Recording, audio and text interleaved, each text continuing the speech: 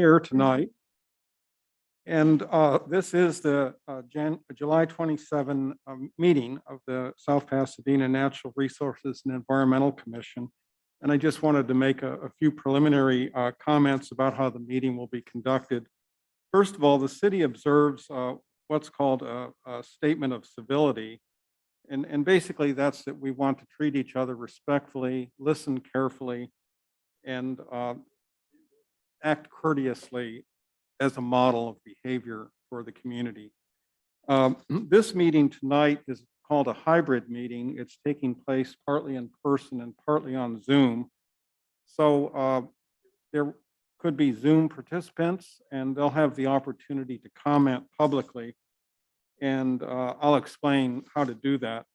So we'll be taking public comment for a period of up to 3 minutes from anyone that fills out a card and presents it to ARPI. Those should be available there or maybe at the back of the room.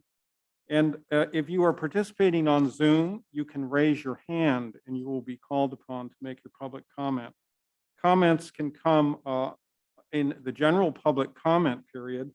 Also, they can come related to a specific agenda item. So make sure to mark your card with which agenda item, either general public comment or an agenda item that you want to address. Okay, so with that, we will begin the meeting. And the first thing is for ARPI to call the roll, please.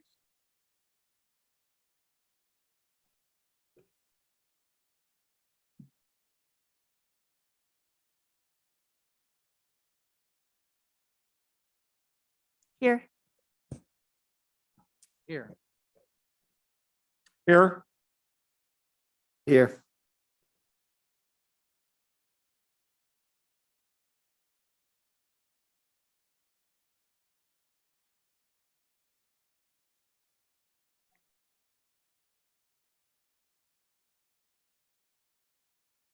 Okay, very good. I'd like to say that we have ARPI Kasparian, staff liaison to the commission, and Ted Gerber, who's Deputy Director of Public Works, here tonight with us.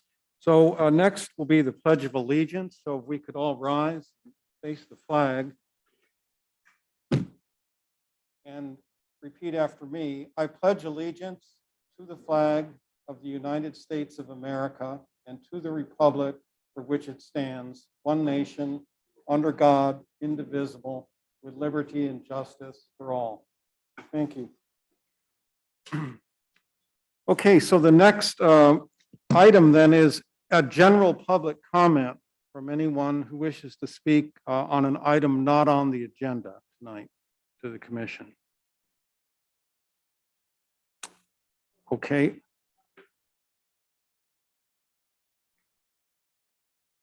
None on Zoom. Okay, I will close the public comment period then, and we'll move to item 2, which is a presentation on the South Pasadena Community Force Proposal. If the advocates of this could come up and just tell us what you have in mind. I think we did receive your plan ahead of time and some comment letters on it, so you can take it away, and I won't hold you to the 3 minutes. This is a presentation,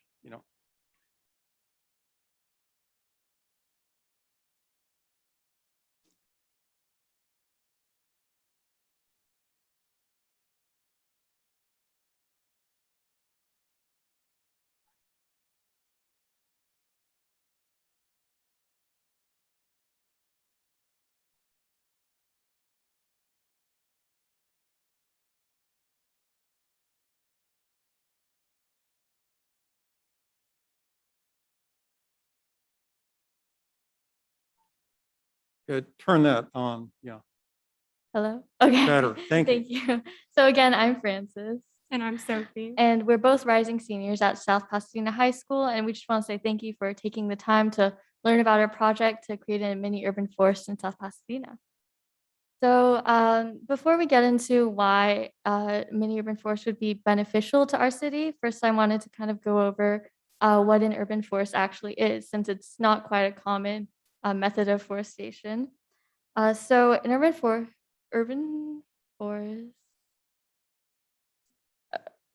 Oh, next. Yeah, okay. Urban forests were created through the Milwaukee method of afforestation developed by Japanese plant botanist and expert Akira Miyawaki. He kind of had the goal to um, find a method that would restore land by accelerating the traditional timeline of growing a mature native forest. So these forests are a solution for the urgent need to restore native ecosystems as our climate worsens. Urban forests are formed by layers of native plant species, creating a dense, habitat supporting environment. And as you can see in the diagram, it's made from a shrub layer, a subtree layer, a tree layer, and a canopy layer.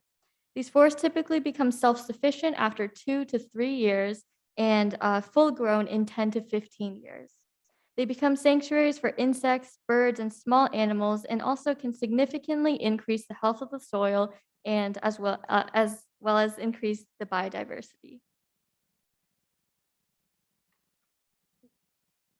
Okay. So these are some benefits of the Milwaukee method. They can increase the tree survival rate by 98%, and they offer 10 times faster growth, 30 times more density, and 100 times more biodiversity. And they could also restore and replenish native species, which improves soil and the overall ecosystem. And after 2 years of growth, these forests become self-sustaining ecosystems, which can contribute to the environment of the mental improvement of the mental and physical health for people in surrounding areas, which can allow the community to participate and put their hands to work for this initiative to fight against climate change. And also, they can improve the air quality because they have high levels of carbon sequestration, water retention, and they offer natural cooling.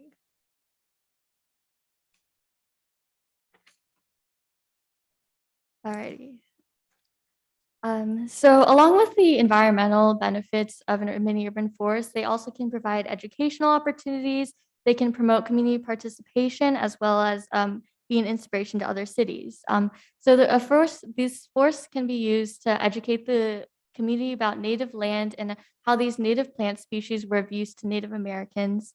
Through field trips, site visits, informational like plaques and um, writings. Like as an elementary schooler, I always loved going to OSS, which was the outdoor science school. I thought it was always so cool being able to explore and learn about the different plants and nature there with my friends. So this forest can provide a similar experience, but right in our own backyard. And it can also be a way to show that you don't have to travel miles and miles, to explore and experience nature. So Francis and I recently had the opportunity to visit a forest that utilized the Milwaukee method. And one of the members involved in the project taught us that one of the plant species was used by indigenous people as a natural medicine and as a source of nutrition. And this showed us that these forests have a plethora of educational opportunities to offer to the community. So, along with those educational opportunities, this forest can also promote community participation, as during the planting process, community members can contribute their efforts in a hands on experience, and the volunteers can also help maintain the forest until it becomes self sufficient, which again would be 2 to 3 years. As South Pasadena is the city of trees, our city can encourage neighboring cities to prioritize efforts to fight against climate change and advocate for environmental well being. This force not only reinforces South Pasadena's motto, but also represents our city's priorities of preserving the environment.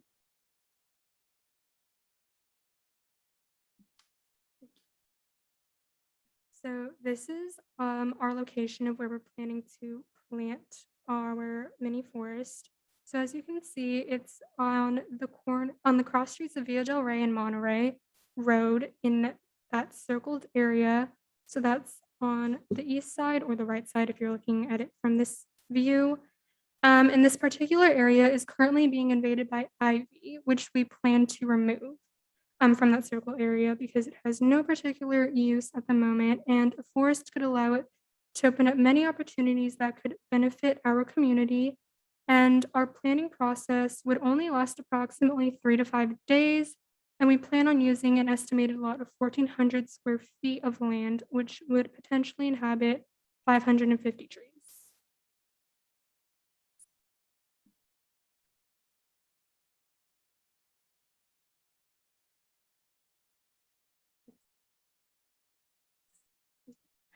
Alrighty, so this is our forest cost projection for an 1,400 square feet, 550 tree forest.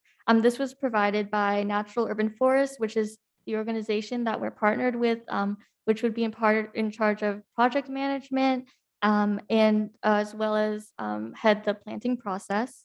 So this would kind of be the maximum amount for the budget. But Sophie and I also have plans on how we can cut down the budget as well as be able to fund for it. Next slide. Alrighty, so the annual tree planting budget has agreed to supplement some of the purchasing of some of the native tree saplings. We're also partnered with an organization called Sugi, which is a fundraising, storytelling, and community support platform, and has worked to produce many urban forests around the world. Which so we're partnered with Sugi and Natural Urban Solutions or Forests, which can help support material costs and as well as project management. While these sources would provide a majority of our funds, we can also raise additional funds through community aid, fundraisers, and campaigning.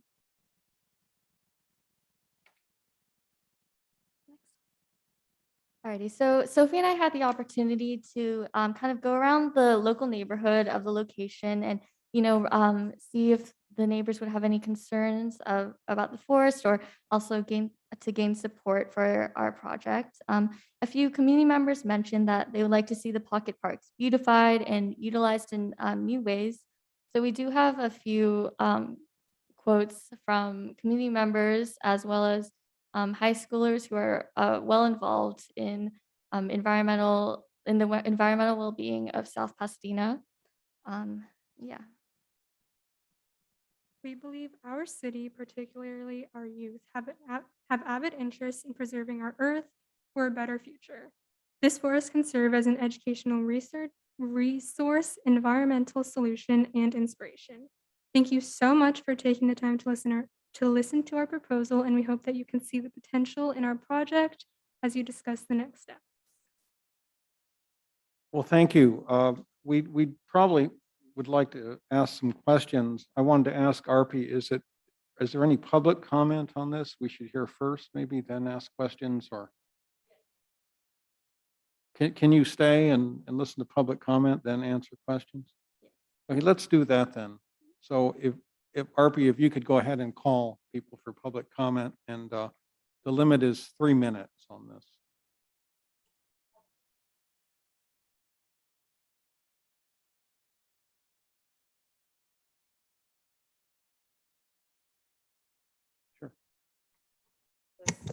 Hi, my name is Allie Lewis, and I got to know Sophie and Francis because I, independent from them, was also pursuing planting a Milwaukee forest in Los Angeles. I live in Highland Park.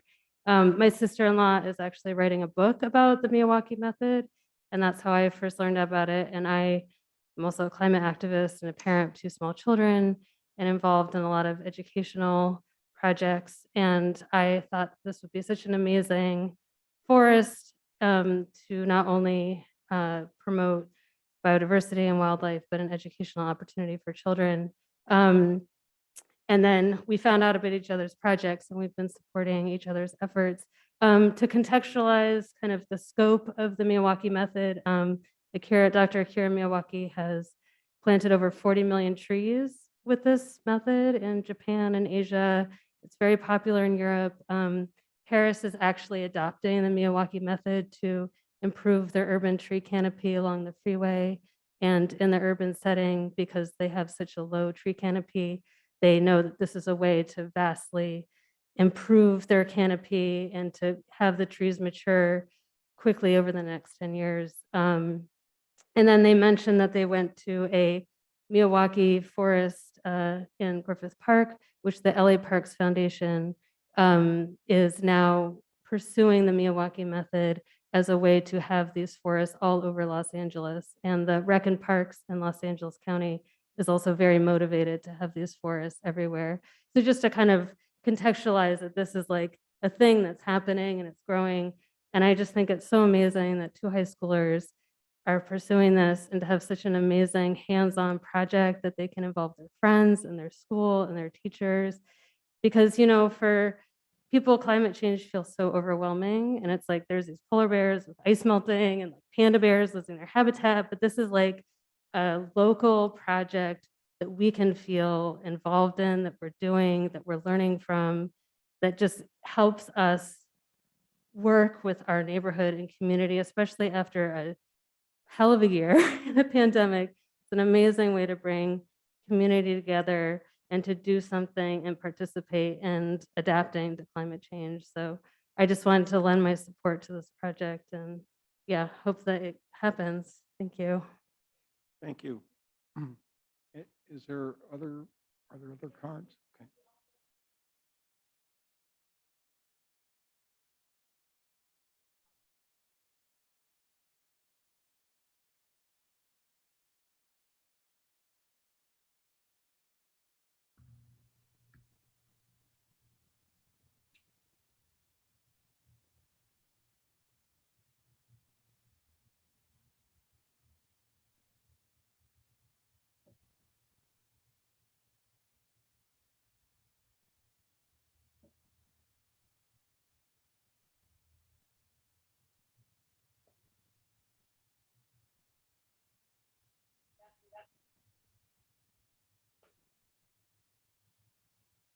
Is it worth putting that there were 2 submissions also that were in the record? Does that need to be formally stated? There were public comments that were. Right, okay.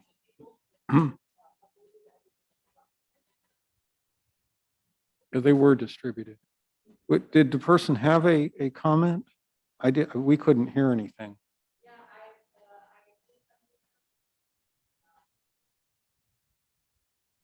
Okay, did you maybe ask if they're muted themselves or? I have a comment. I do have a comment, please. Can I? We can hear you. Okay, so I live on 1206, the adjacent property right next to where this is being proposed. I thank the students for explanation. However, they never approached me. The fence that I have shares around 60 some feet of property between us and that proposed site. I have quite a few concerns about that. I begin with the dense habitat that they're describing. My concerns are A, fire hazard. B, my family has certain allergy problems. What kind of plants are there and what are the allergic proposal plants? What kind of allergic reaction do they induce in people? What kind of animals are we talking about getting there? Is there going to be a compost right behind my fence? These are serious questions that I really have. Besides, I understand that these students are here, hopefully, and they'll be on their way to college next year. Who's gonna take care of this project? As it is, I have to call the city just about once or twice a month to let them know that there are discarded items and quite disgusting things around here. Is that going to be an obstacle now? People can hide around and do all kinds of unreasonable things. I don't know who they talk to when they talk to the neighbors. I live here. I've talked to all my neighbors. I don't know one neighbor who agrees with this proposal.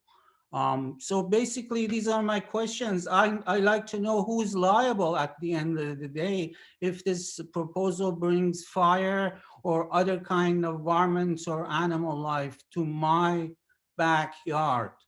Again, I share around 60 feet of fence, newly renovated fence with this property, and I would be affected more than anybody else. Thank you for your time. Thank you.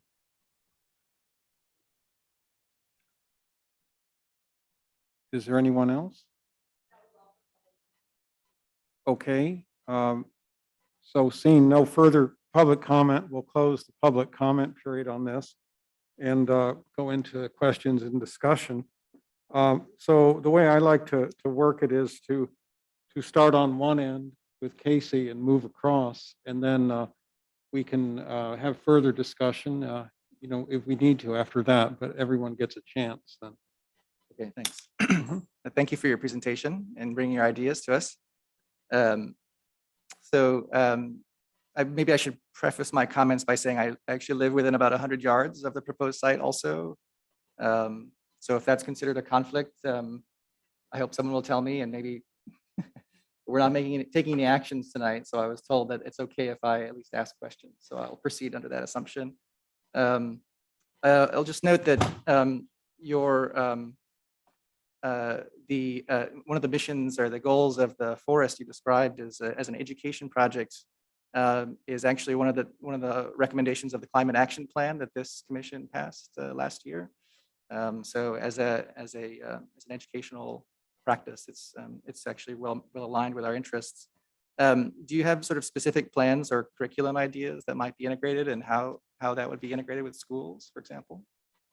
Yeah, so as mentioned in our presentation, we did kind of mention like field trips and site visits. We were also thinking about, creating like informational website, about the benefits and why this forest was even built, as well as, like an informational plaque in front of it for people who, walk by. And yeah, also kind of correlating it to Native Americans and how these species were used by them, for medicines or for nutrition. Yeah, so those are just a few ideas that we had for the educational opportunities of this forest. Okay, thanks. And I'll note that the area does have trees. I think it's mostly eucalyptus there right now, if that's right, if I remember right. It's so it's definitely not a native plant species. Do you have a sense that the plants that would be selected are actually appropriate for the Milwaukee method, in the sense that it's got this specific design of 4 layers and high density? Is that appropriate for the ecosystem here? Yeah, well, I mean, it would be a way, to restore the native ecosystem. As you said, a lot of the species, especially in that area, are not native to this climate. So, soil tests would be taken to make sure that we acquire the right species that, would benefit the area, and also, restore the soil and the native species that are supposed to be in the area. I'll just note one comment in regards to one of the public comments is that if it is eucalyptus, if I remember right, it's eucalyptus. It's actually highly flammable. So in fact, removing eucalyptus might be a good idea for fire safety. I'll just make that comment right now. So let's see. And then one other comment, I'm not familiar with all of the sort of methods of afforestation, but can you give maybe one counter example of a method of the Milwaukee method? Or any sort of context for me, just as being naive to the ways people go about afforestation? If I'm being completely honest, I haven't done too much research into that. My main focus has been through the Milwaukee method. I'm sure that other methods do take much longer, as this one focuses on accelerating, the growth of these native forests. But yes, I think that is also definitely something that I need to research as well on my own. That's okay. Yeah, it's a good proposal. So I'll stop here. Sorry. I will stop here. Go ahead, Michael. Thank you, and thank you again for your presentation. It was noted that for a period of time, there would need to be volunteers until it was self-sufficient. How long until those trees do become self-sufficient? Yeah, so 2 to 3 years. So the volunteers would basically just be there during the times that it'll need watering, or, like picking the weeds and stuff like that. And for this type of urban forest in a setting like South Pasadena, should this be successful, what other types of land use do you see this happening on? More open space, maybe more public, land, squares, or near high, some of our major streets, like I see this one is near a major street. Where do you see the best use for this type? Yeah, well, something about these forests is that, they can kind of be planted anywhere. For a majority of forests that exist around the world, they are in kind of like dead lots, or, like unused lands that are not being taken care of, or, along freeways in the middle of roads. Sometimes, yeah, especially the organization we're partnered with, Sugi, they even have a program where you can have an urban forest in your backyard. So yeah, thing about these forests is that they do restore the native ecosystem that once was there. So that's why it can kind of be wherever. Great, thank you. Go ahead, Jill. Yes. Well, thank you again on behalf of all of us for starting this initiative and trying to get something off the ground in our city for the Milwaukee Forest. I have a few questions about what made you choose the site for that at Monterey and Villa Torre, and had you looked at any other sites as possibilities? Yeah, so we actually started this process in around October. And so, yes, there have been various sites that were considered. One thing to note is that there's like specifications about these sites that need to go. So, there can't be, water pipes or electrical lines in above or underground. Um, not too many tall trees around because that would kind of block, the sunlight, which these forests, go to um, raise to. Um, and yeah, so those were kind of the specifications. So we did look in areas of Garfield Park. However, it was determined that there would most likely be public objection, as the area is used for recreation use as well as there were a few electrical lines above in areas that we were considering. We also did consider Arroyo Park, kind of next to the playground, kind of in between like the field and the playground areas. However, that was also considered to be used, like for practices, field practices, and the area would create a slight, I guess, barrier between those two sections. Um, yeah, we also thought about, planting at schools, which is something that, the organization Sugi, that's a big area that they like to plant forests in because, it's like the educational opportunities right in your backyard. But we know the high school just went through construction, and they did, it's already remodeled and redesigned. We thought about, Monterey Hills. But well, yeah, that was also there were too many, tall trees in the area. So those are just a few places that we've also considered. Okay. So are you still open to considering other possible locations? as well? Yeah, we are. But yeah, so we've been working with somebody from the Parks Department, Katrina Piguero, who has Mhm. kind of helped us look for different locations. Okay. Yeah, this one was just decided because it was kind of the most unused. But now would you be maintaining the path that's still that cuts Yes, through it there? would be on one side of the path, and we were also thinking of creating a pathway through the forest so people could also walk through. And then from what I recall, I know at least on the other side there is, but I think on the side that you have proposed as well, there is lighting there. There is electrical. So that might need to be considered. I walk the path a lot to get up to the hill as well. And then I would maybe suggest researching other forests that butt up against private property, just to see for neighbors and, to kind of start to sort through some of the concerns that were in the public comment. Might be a good idea. But I love the idea of bringing more trees. The other thing I wanted to ask is, would you guys be spearheading setting up educational all the things that you talked about that you would be involving with the schools, are you going to build a packet with information for that to leave off for the next group of volunteers after you guys move on? And that would be my same question for who would head up being in charge of the volunteers to maintain and make sure that this is a success after you guys head out. Is it something that's passed down with an organization through your school, like a group that other kids will be involved in? Or is it something with that foundation that's going to be able to maintain? Yeah, so yeah, that's a great question. So we're planning on creating, like a club within our school, recruiting volunteers through there as well as, promoting it to the community.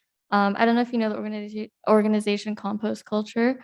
They're mainly volunteer based with students. They promote their social media and they have, volunteers drive around, pick up compost, create the compost. So yeah, I think it would just be a lot of community aid and promotion to the community but also mainly student volunteers as a club that would continue throughout the years.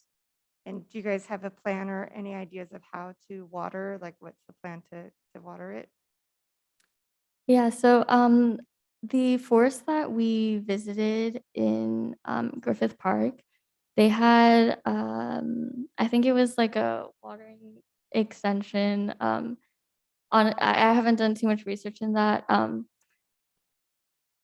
Ye- so as Ali said, they tapped into the irrigation and they created kind of like their own hose to connect to the forest. Um, yeah. So we have to look into that as a possibility through Garrett to see if we could do that. Okay, I think those are all the questions that I have at this time. Thank you for putting this together and bringing it to the commission. Well, thank you for doing this and presenting to us. I did have a series of questions. I'm wondering if Arpi could put the presentation back up and go to the two slides in particular. The first with the budget for the project.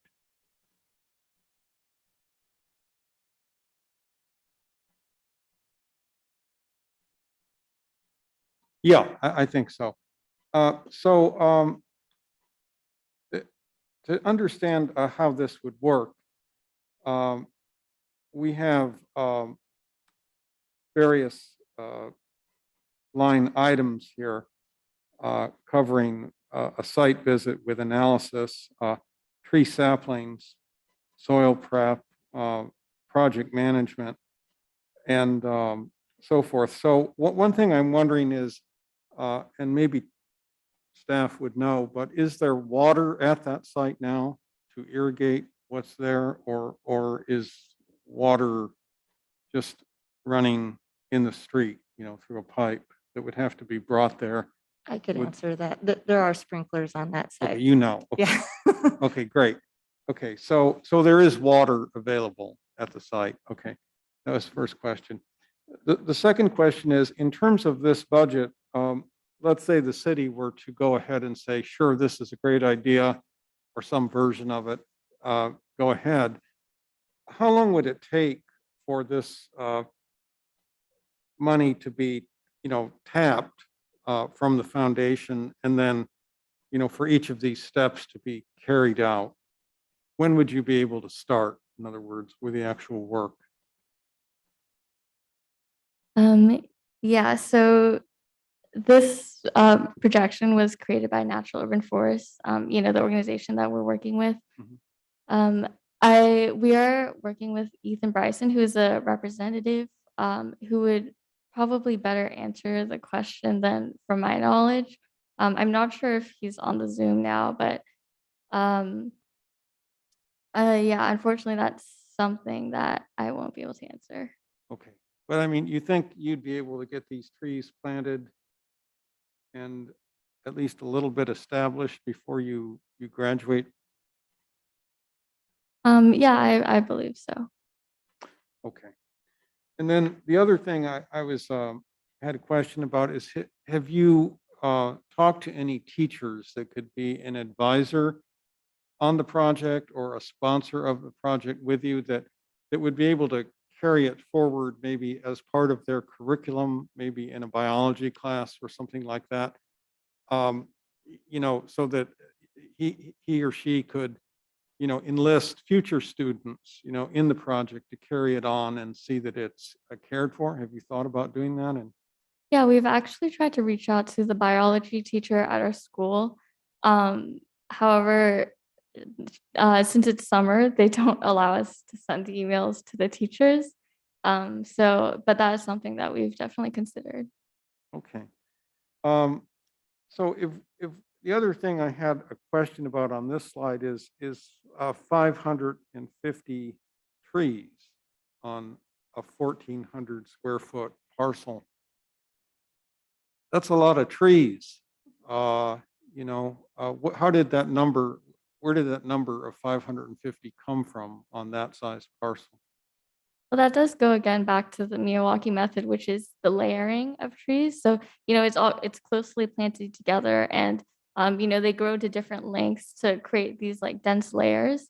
So I believe this projection was created from, urban forests that exist around the world. And I believe this is a similar, kind of proportion as to, how they've planted theirs.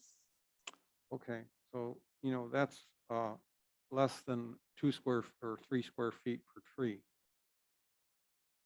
So it's a very small area. Okay. So the other question, if we could go to the slide with the visual of the overhead of the site. Yeah, thank you. So these trees, I've gone by there and stuff, but I don't, go there regularly and spend a little while. But it looks like there are trees around most of it. Are those private trees around it, except for the part along Monterey Road? Are these trees in someone else's yard, or is that at the site already, those trees? So in that circled area, that's ivy that we're planning on removing. So I think it's part of the park. So they're not on private property. So you would be removing those to do this? Is that the The intention? ivy. Yeah, the correct. ivy. Yes. That's a 150-year-old tree. Okay. Well, sir, public comment has closed. Okay, so could we could, Sorry, Bill, I think you might be talking about slightly different things, but the ivy is referring to ground cover. That's what they're referring to removing. And the trees you're referring to are on the bottom of that image there, the bottom of the circle. Is that what you're referring to? well, we could go back to it. Maybe I'm mixed up, but the way I'm looking at it, we could go back to the sort of aerial view. Yeah, so we're planning on removing the ivy, but not the trees in the surrounding area. Well, not the trees. Okay, so those trees would be among the 550.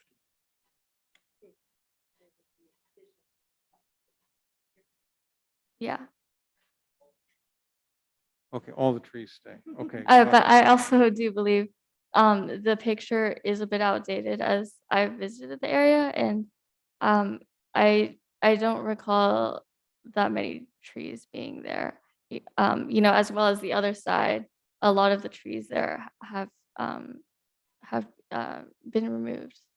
Okay, well, it could be that the photo is from some time ago, but so the other thing I was wondering, the city plants trees all the time, and I've been on this commission for many years in a couple different stints, and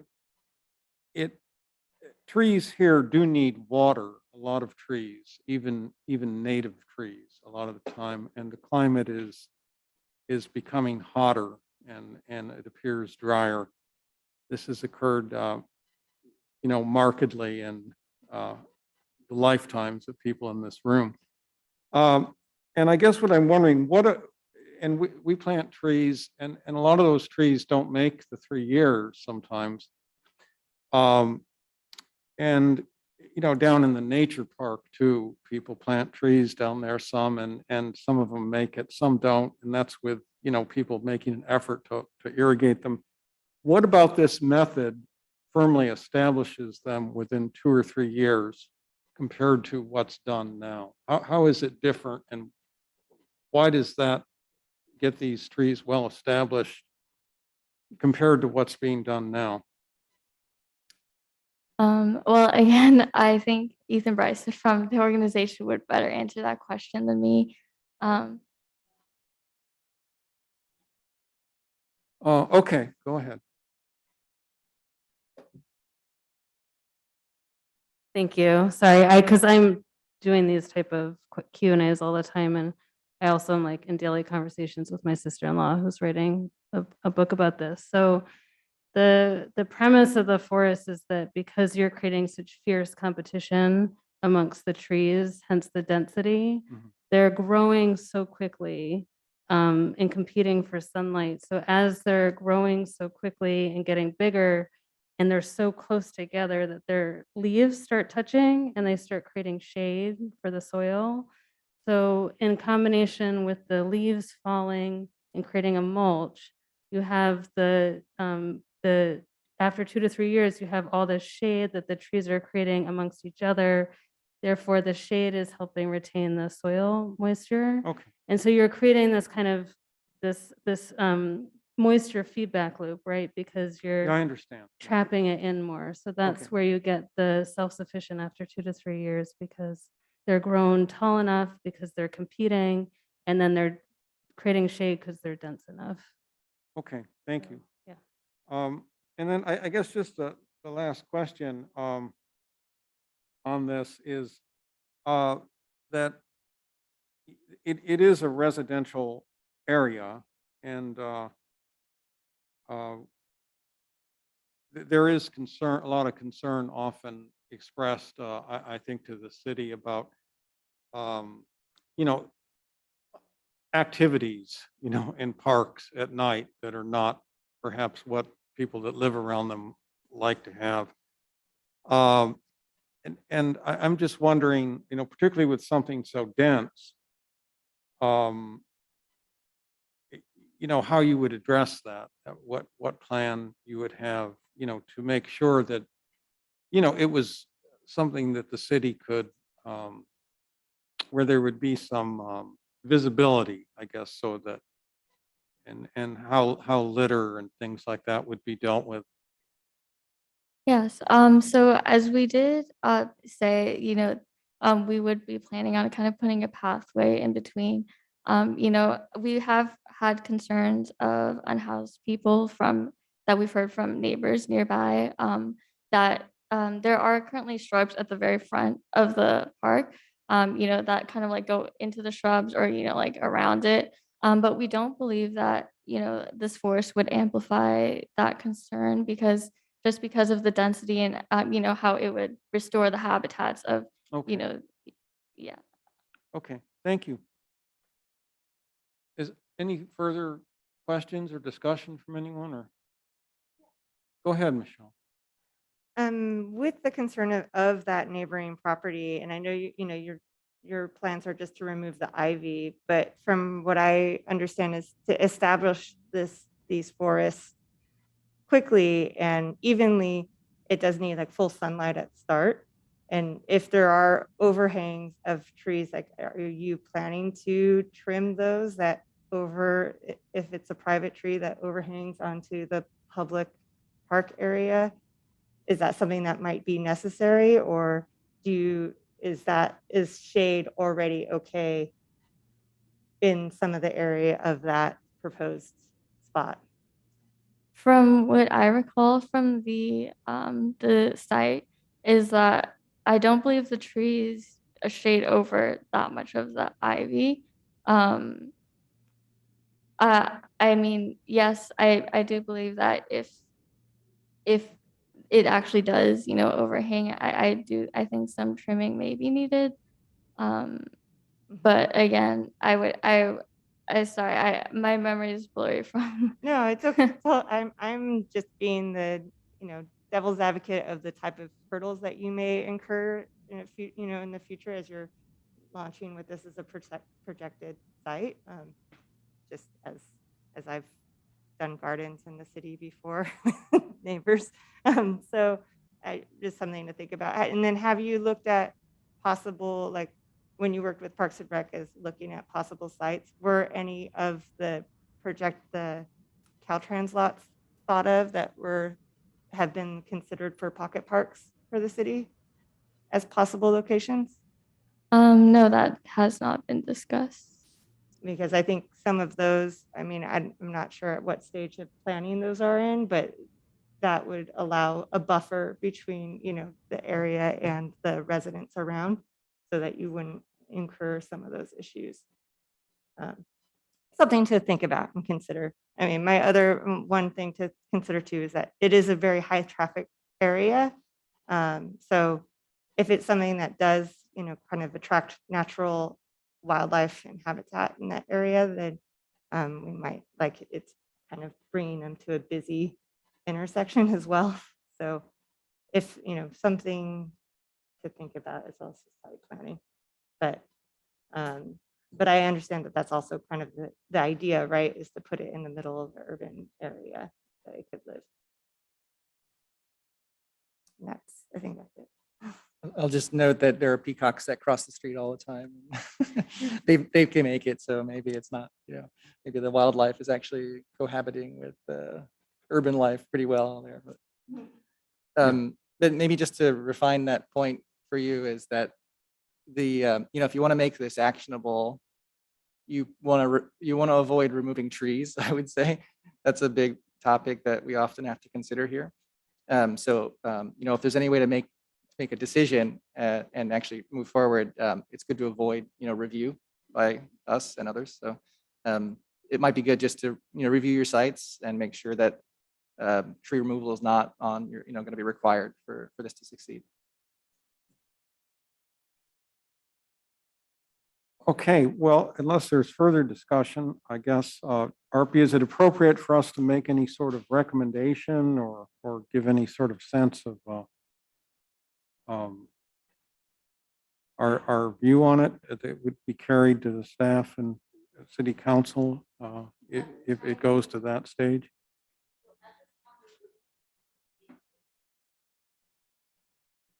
Okay. Yeah, okay.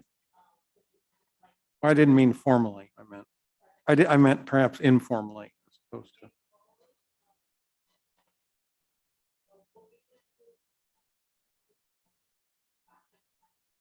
Okay.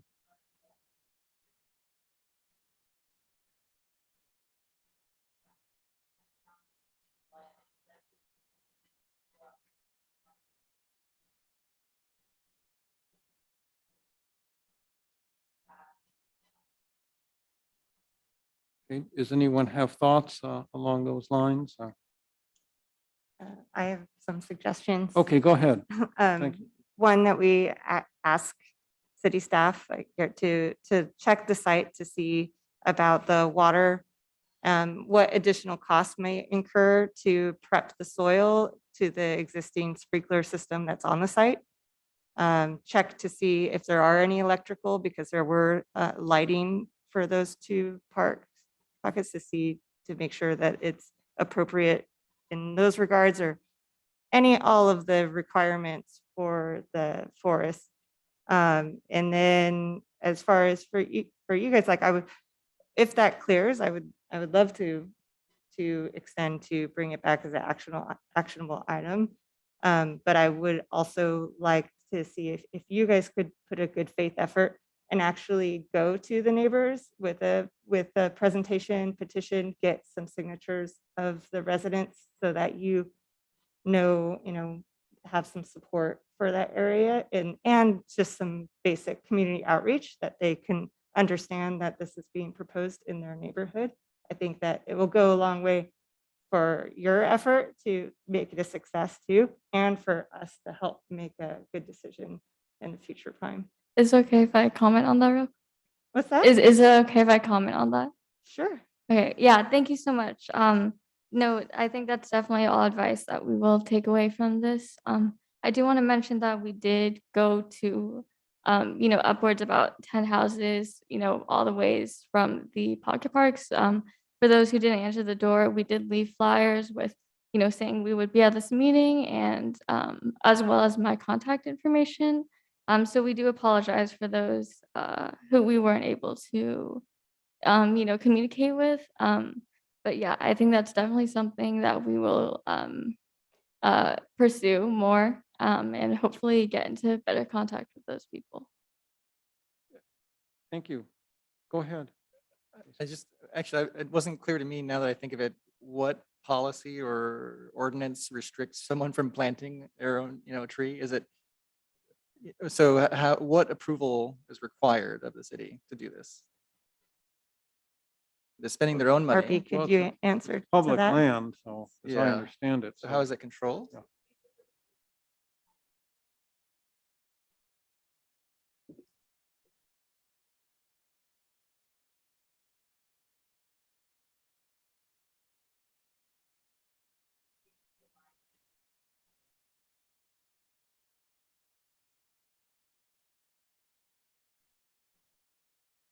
So when the city plants trees, there's a standing approval to plant trees wherever the city deems fit. And this is a third party that's planting, and so that's an explicit approval required by the city at some level, at our level, at highest level, or do you know what that approval, how that approval is done?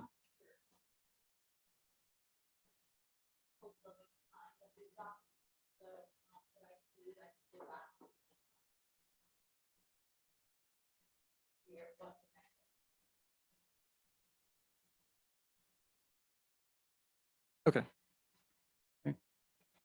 Okay, well, I guess then what we'd like to have you do is to try to, we'd invite you, in other words, to address some of the questions that were raised tonight, to do a little bit further research and thought and contact with people in the area.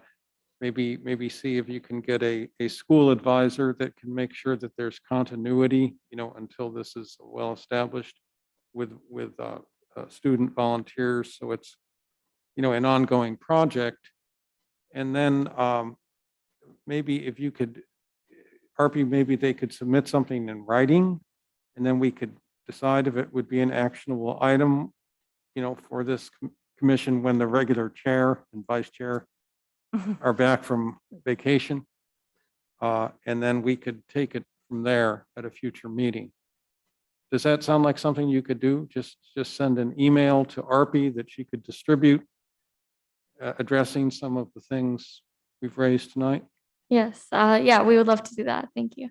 Great. I think that'd be a good next step. And, I think it's a good idea potentially, as long as, concerns are addressed and it, is workable for the city. So I think also, there could potentially be other locations if this one is not the one. So I'd urge you to keep going and, refine it and hopefully it can go forward at some point or some version of it. So I want to thank you. Thank you for your time. Okay, thank you very much.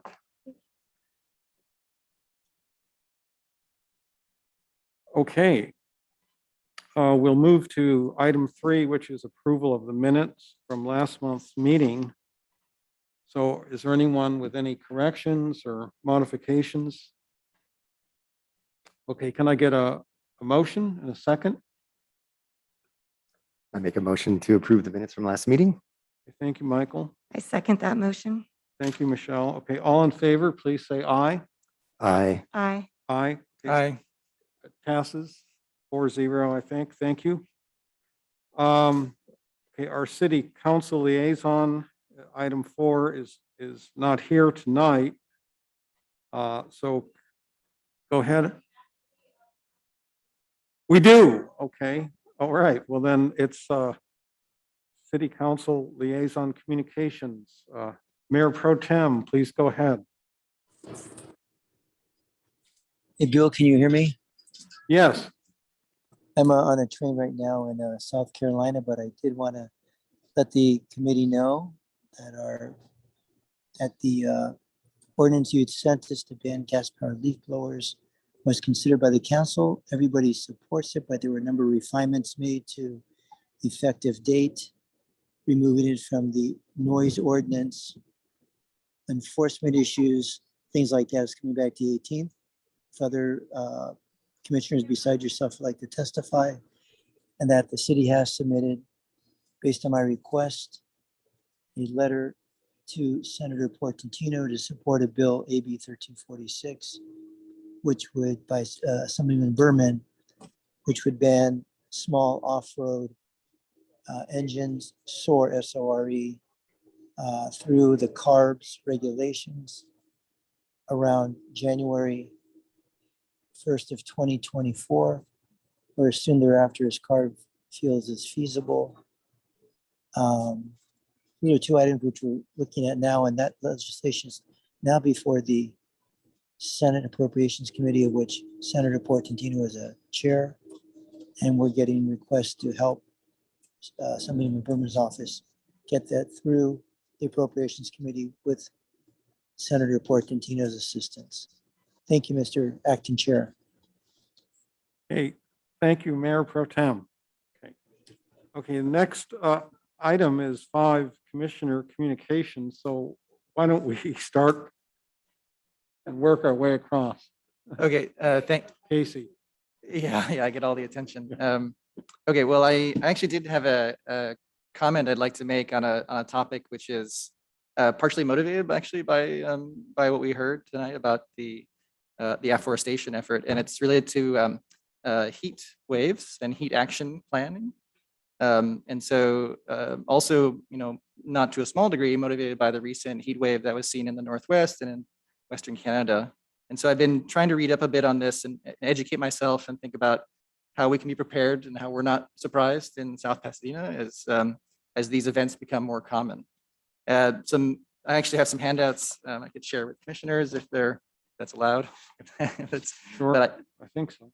yeah, so there's an article appeared in Nature magazine recently, which is a prestigious science magazine, which actually opens with an anecdote about a Los Angeles, person who experienced the heat wave we felt last year, and it also goes into quite a good detail about how cities are adapting and preparing for future heat waves. And one thing I learned is that heat waves are actually the #1 cause of natural disaster death in the world, which surprised me. It's not earthquakes, it's not airplanes crashing into the city, right?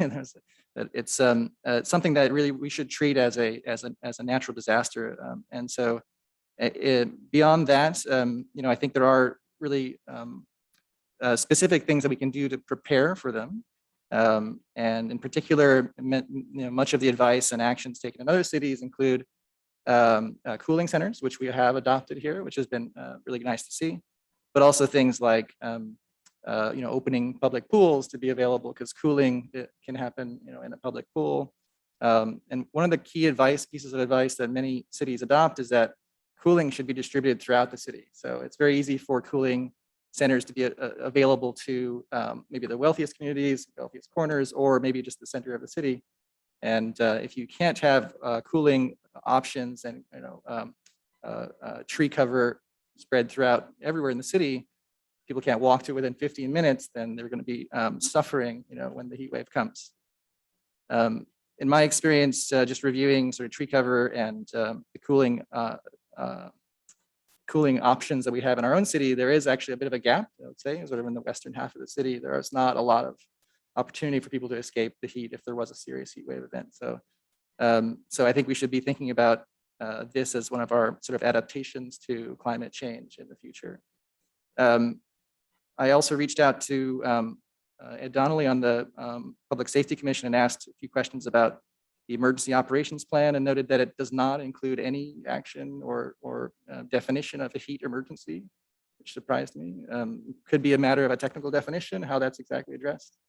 I also saw no reference to, under the climate action plan, I saw no reference to heat emergency or actions that are recommended to adapt to heat in the future. Most of the climate action plan policies that are recommended are related to mitigation, not adaptation. So mitigation meaning let's plant trees, let's make the place cool, not being prepared for when the heat is actually here. And now we know that's actually happening.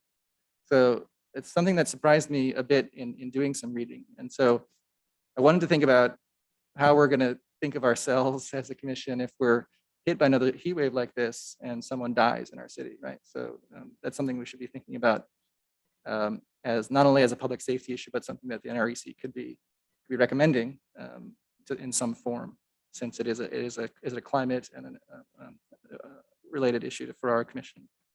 So I don't have anything actionable, but I would like to raise it as an issue of potential consideration in the context of our own planning and recommendation for the city. Thank you. Thanks. Michael? Thank you. Mine feels a lot less serious than yours, so I feel bad now.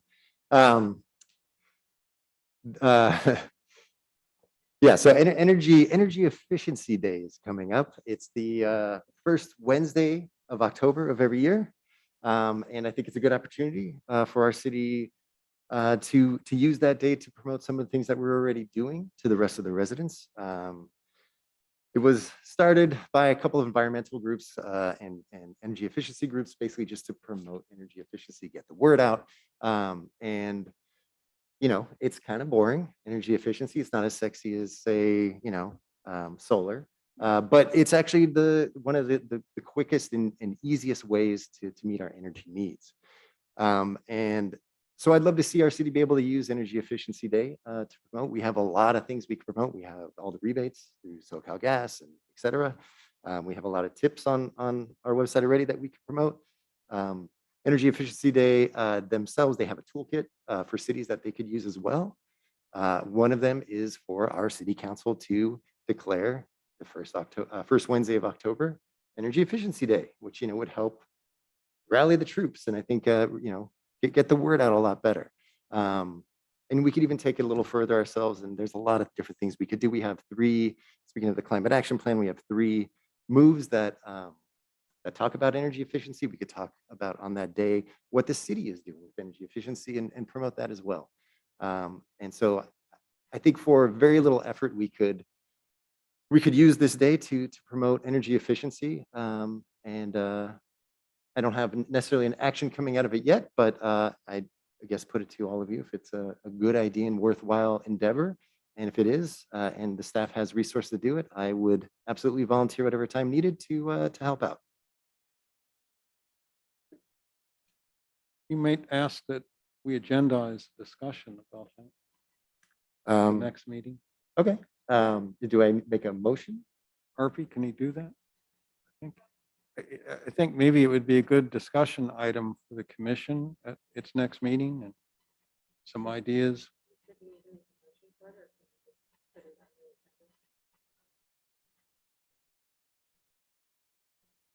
Great.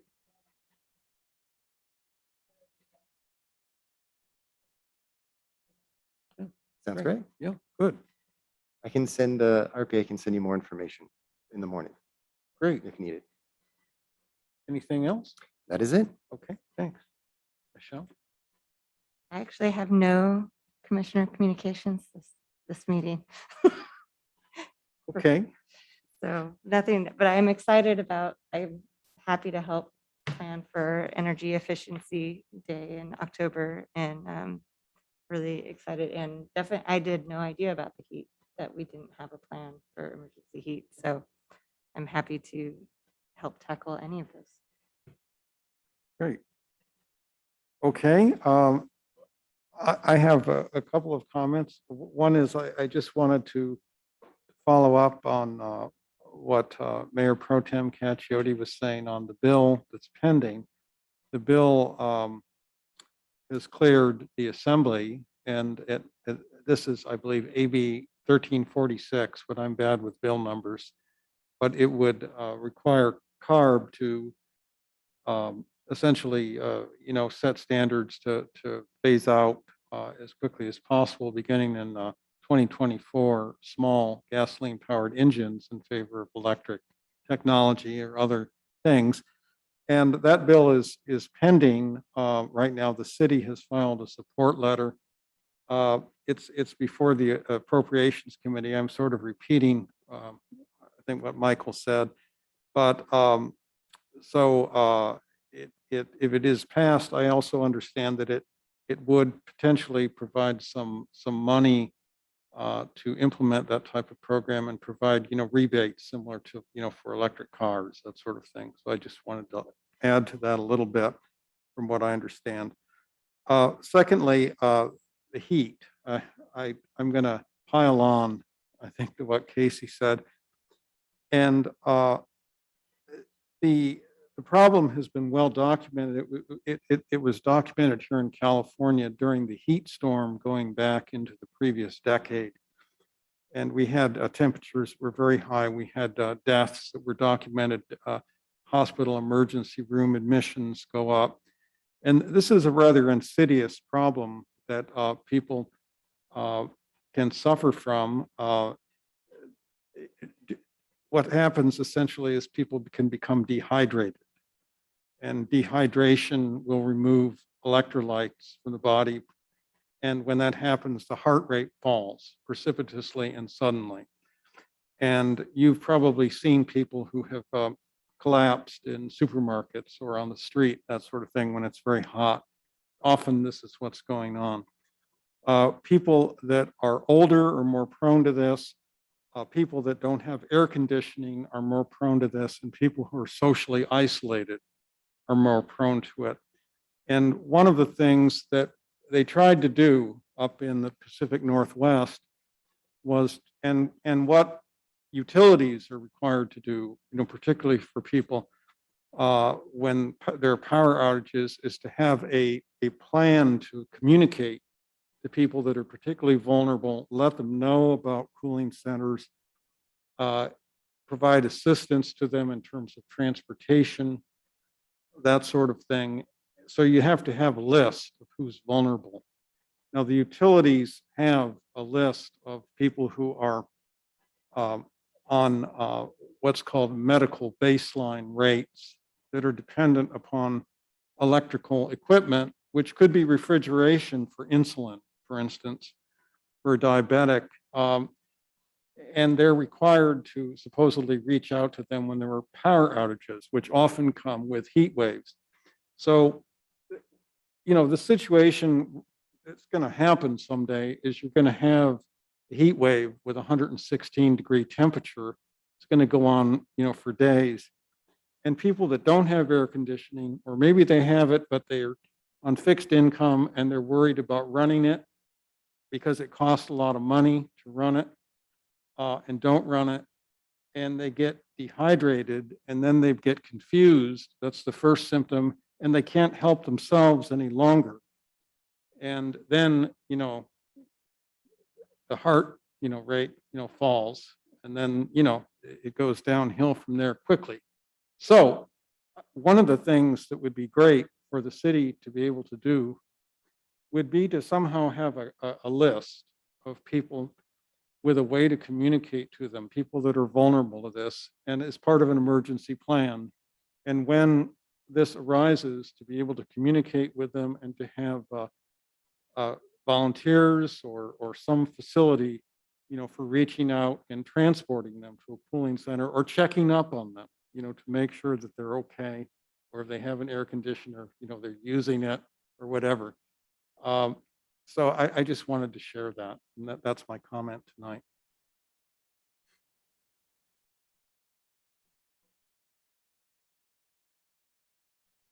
Okay. Go ahead, Michael.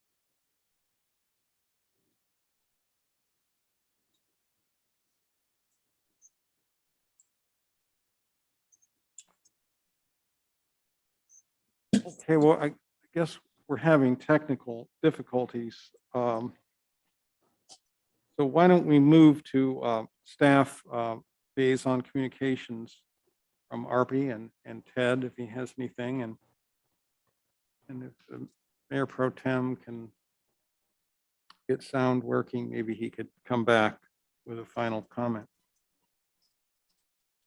Go ahead, Arby.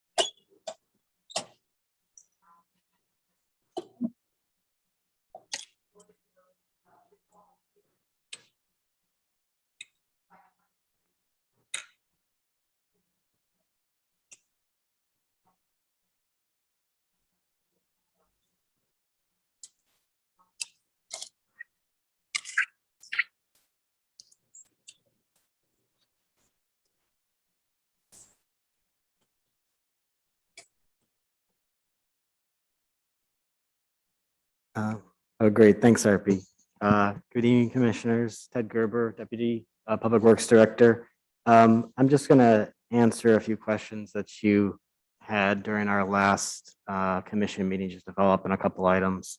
RP touched on the Athens Committee starting up. That was one of the questions you had about the schedule for that previously. And then just touching on the tree issue, there is a process in place for our Parks division and how they make the tree location selection. They essentially maintain a list and then they sort of knock the trees off that list. They have a large list, and I think they have more trees planned than there's actually budget for to plant. So I don't have the details on what that criteria are, but we can certainly give you some information on that during our next meeting. Last meeting, there was a question about the status of Senate Bill 619. This is related to Senate Bill 1383, the Organics Diversion Bill. The question was essentially just a status update on that bill. We have been watching this. It was in the Natural Resources Committee at the state level. And about a day after we last met, it was actually unanimously passed by the Natural Resource Committee to go on to the Committee on Appropriations. So it's still there, and that's where we're keeping an eye on that. Now, Senate Bill 619 related to the organics diversion, it does not delay any of the requirements of organics diversion. All it does is actually delay enforcement of the cities by 1 year. So instead of the city being liable for compliance with SB 1383 on January 1st, 2022. We had moved that to January 1st, 2023. City still is required to comply in 2022. And a work on 1383 will commence, city's work on 1383 will commence with the Athens subcommittee. As you know, that committee has been formed in order to discuss rates associated with 1383. And once that discussion commences, then this commission will be reviewing potential ordinances for organics diversion, move that process forward. Okay. There was another question on status of city electric vehicle chargers. We have two, let's say, processes in place right now for that. We have one through AQMD, our EV Go contract that was already approved, I think about a year ago. That contract had expired, and so we are working to extend that EV Go installation contract to install 2 chargers at City Hall. And so we're working with AQMD trying to get those signatures on their side so that we can actually bring that to council in September so that we can go ahead and take advantage of those AQMD funding. I forget the number also on my top of my head. Do you remember that, RP? AB 15. Yes, 1594. Yeah, exactly. So we can take advantage of the discretionary funds from that AQMD program. Thank you. Now, the other project we're looking to is actually working with SoCal Edison's Charge Ready program. They offer options for the city to apply to have Edison go ahead and install all of the electrical infrastructure up to the actual charger devices for the city. And so the charger devices be the responsibility of the city to purchase and install, but under one option of this program, Edison would incur the cost to install all the sub-electrical structure all the way up to those chargers. And we're looking, we've submitted an application for that with Edison. We had a meeting this week with an Edison representative. There's some revisions have to be made, but the plan is that for the first project in that area will center also around City Hall and perhaps support city staff parking, police parking, that kind of thing. So we'll give you some updates on that as that progresses.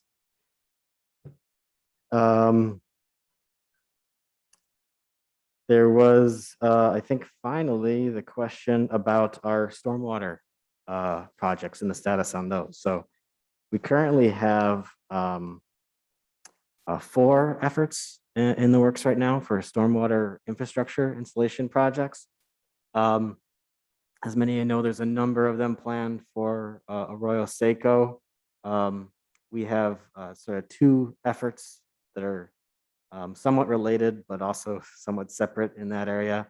The first is installations at San Pascual and San Rafael to install wetlands and stormwater capture off the Arroyo Seco in order to infiltrate that water either into the ground or send it southwards to be used for irrigation in the Arroyo Golf Park. So that project is almost fully funded. We're waiting to get a final approval from the LA County Board of Supervisors through Measure W funds.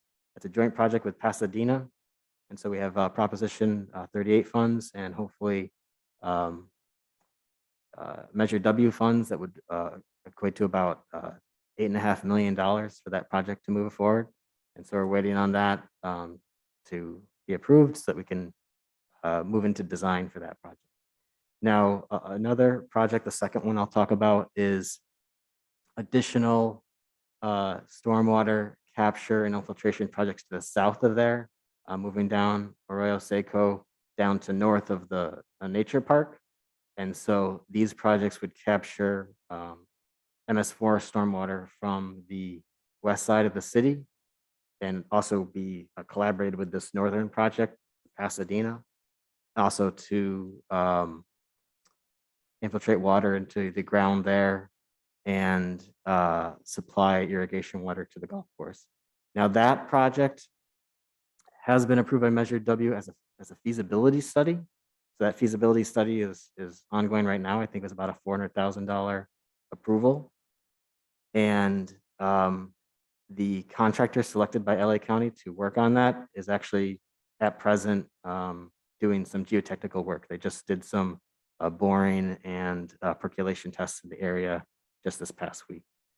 So that's a feasibility project. If that, once they determine the feasibility of that, then next year that would go to Measure W for consideration to be awarded for infrastructure funds so we could actually build it.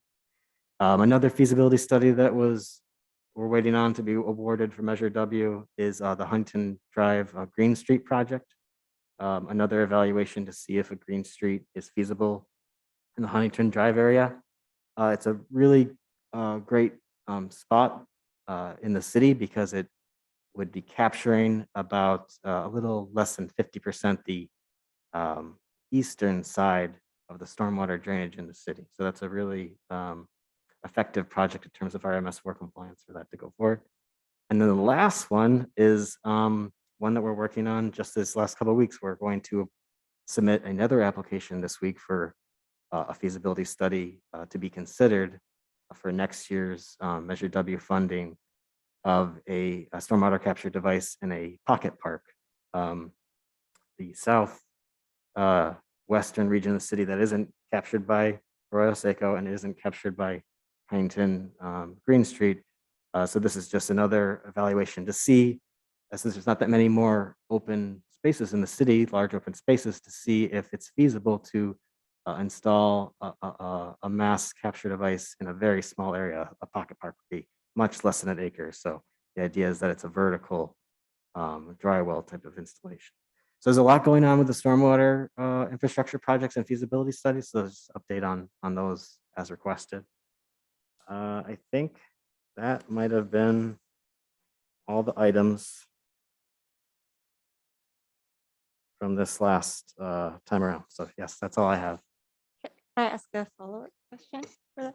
For that's the last stormwater capture site Yes. is which property is that? Is that the one on Effie or? So the one we're looking at is a Camino Verde Park. It's where sort of Villa del Rey terminates into a T in the Monterey Hills area. The reason that was a good selection is because there's actually a large storm drain that runs underneath that street that goes south of the city of LA. So it's a prime location to actually intercept stormwater from that part of the city and perhaps divert it to the sewer or re-inject it into the ground. So it is a feasibility study, a proposed feasibility study. So our application is basically saying, hey, this is a great idea. Would you consider funding us looking into it further to see if it's even feasible? So we're pretty far out, but you know, it just shows that we're trying to diversify these types of projects throughout the city. So That's great. So that would tear up kind of that area that like would you well, or would it? actually, the idea is pretty innovative in that that park terminates maybe about 30 feet north of the city of LA border. And so the idea is that we wouldn't necessarily disrupt the park, but we would work in the area, that street stub area that's actually north of the city of LA and south of the pocket park. So that's one idea. And then I have one other question for the AQMD charger that you're talking about, the two chargers at the city hall site. Yes. Is that are those available to the public or are they just for staff and vehicles that are electric? For City Hall? I'm not, that's a good question. I don't know what the restrictions, my office is actually at Garfield Reservoir, so I don't really park at City Hall, but I'm not sure if there's any restrictions in public parking in that City Hall lot. Do you know, RP?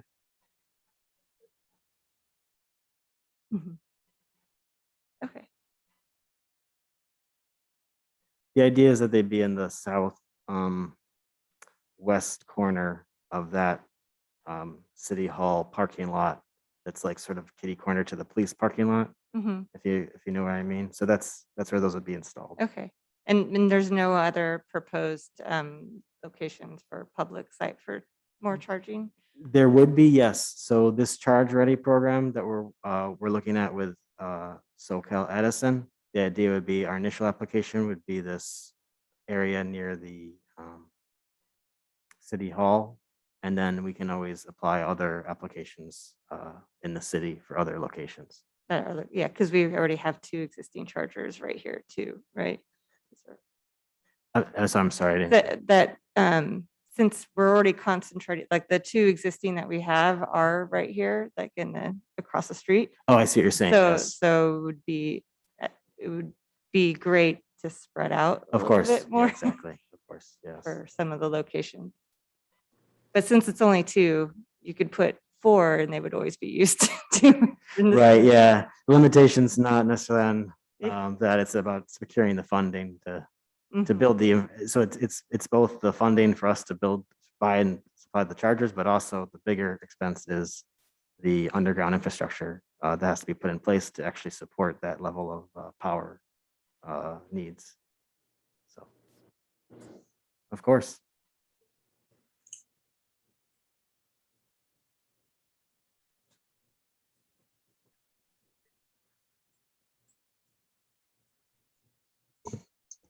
Bill?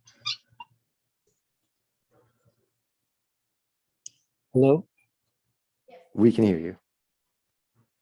You can't hear me? Mr. Chair, can you hear me? Yes, we can hear you. Bill, just wanted to follow up on Ted's comments for the committee. At my direction, I'd requested Shahid look into the Charge Ready program back in late May, early June. And as a result, we become the first city in line for the new Charge Ready program, $500 million. Bill and I subsequently, at my request, had a meeting with Shahid and staff, Armane, and also the police chief regarding the electrification of the police, fire, city hall. And Sheila was there. So we're also looking at community services, the library, possibly charging stations down in Arroyo. And I don't recall, but I know Ted's parking up by Garfield Reservoir, possibly putting some up there. So we're really trying to take advantage of this program. And Ted, if you can, make sure that all these other facilities we talked about at a meeting with Bill, myself, RP, and Shahid a few weeks ago, that the other projects are included in the application or revised application with Edison. Because I know a lot of cities I've talked to now are going to try to follow up on what we've done since we're the first in line in this portion of the project. So great work by staff. Keep it up. I'm going to keep on you. Bill will keep on you. I appreciate your hard work. Thank you, Mr. Chair. Thank you.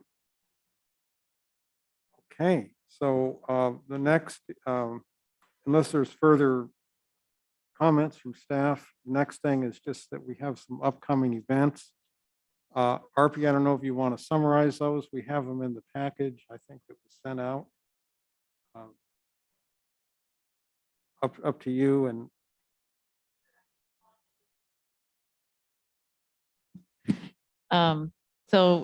Just so everyone knows, we do have a national night out on August 3rd, which is 1 week from today, taking place at Orange Grove Park from 6 p.m. to 9 p.m. You will see me out there with a table with our fellow Public Works employees. We'll be distributing some water conservation devices. We've got our rebate applications and all of that. So if you'd like to learn more about our sustainability programs, please come and visit us at Orange Grove Park. And there's definitely lots of other fun stuff that you can do there as well. And as always, we have our smart gardening and our turf removal and native landscape webinars that are always available for everyone. okay, well, thank you. I think unless there's any further comments, we've come to the end of the meeting. So without objection, I'll adjourn the meeting at 8:30. And thank you to everyone. Okay.